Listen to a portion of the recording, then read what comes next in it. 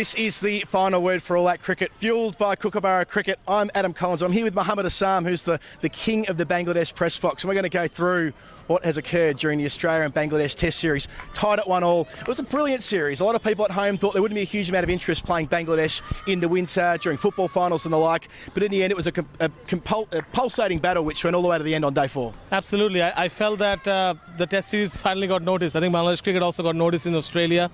Some of it was absolutely brilliant. If you remember how the first session of the first Test match was, 3 wickets gone in the first 10 minutes, and then how Shakib and Tamim, they revived the whole innings. Mushfiq was there.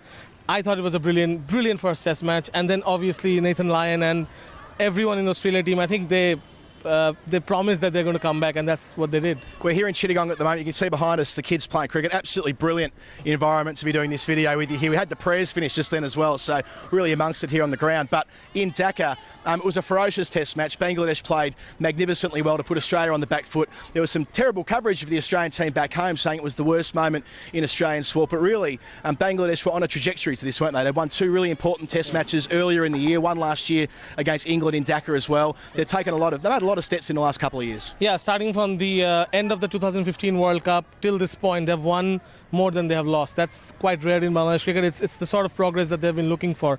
I thought after the World Cup in 2015, they beat India, Pakistan and South Africa at home. Then they beat England at home. Champions Trophy semi-final, they had the Sri Lanka Test series Test win.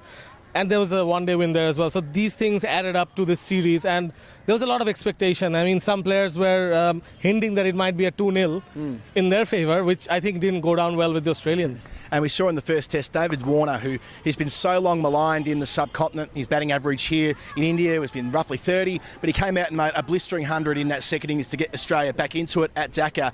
Warner's a man revitalised, isn't he? Yeah, and it seemed that he's there to do the hard work in Asia. I mean, there was a lot of talk of how he's not been there when it comes to performing in Asia, in the subcontinent. The 200s were contrasting as well, Adam. He made sure that he attacked the Bangladesh spinners and the pace bowlers in Dhaka. But when he was in Chittagong and the wicket was a little dicey, he just went into his shell. But it wasn't that bad kind of shell. He picked a lot of singles. He confused Mushfiqur Rahim, I thought, by making sure that he wasn't charging the bowlers. So Mushfiq later said that a number of the Bangladesh batsmen should learn a lot from David Warner, how he curbed his own sort of style of cricket and struck 100, match-winning 100. Yeah, it was 209 balls to bring up his century in Chittagong. His slowest Test century by quite some margin. And also it was the example that David Warner sets to players like Nathan Lyon, who also had his troubles in the subcontinent over time. Yeah. And there's some parallels there as well. Nathan Lyon took 22 wickets in the Test series, only one fewer than Harath, who took 23 a couple of years ago in a 2 Test series. That's the all-time record. Nathan Lyon in these conditions said he had to bowl ugly, had to be humble, had to leave his ego at the door, and he did a tremendous job of not just turning the ball big and getting lots of bounce, but also skidding it straight on. Yeah, skidding it straight on was the theme of the first hour of this Test match. 4 wickets, all LBW, the first time ever that such a thing has happened, with one bowler doing the same thing. He had the whole Bangladesh team confused. They packed it with 8 batsmen, but they pitched up 5 left-handers. It worked for Nathan, and I felt that even in the second innings there was a lot more challenge in bringing that same performance. 6 wickets.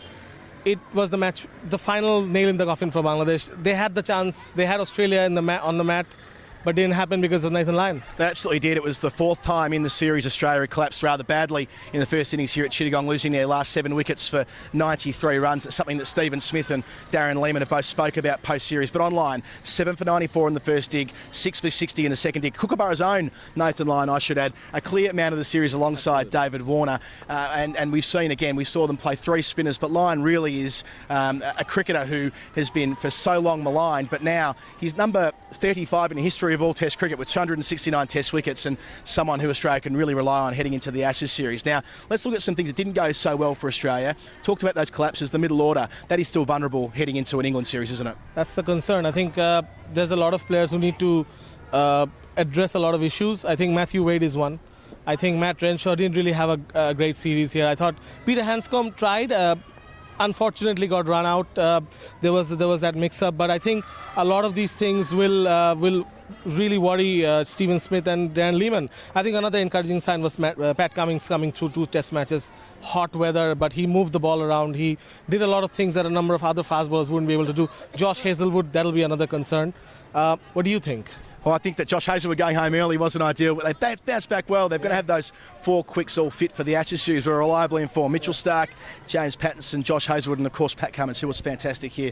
You know what? It's hot, it's sweaty, it's brutal conditions here in Chittagong, so we'll leave it here. We're sweating through our shirts. Adam Collins and Mohammad Isam for the final word. For all that cricket fueled by Kookaburra cricket, we'll see you back in England next week.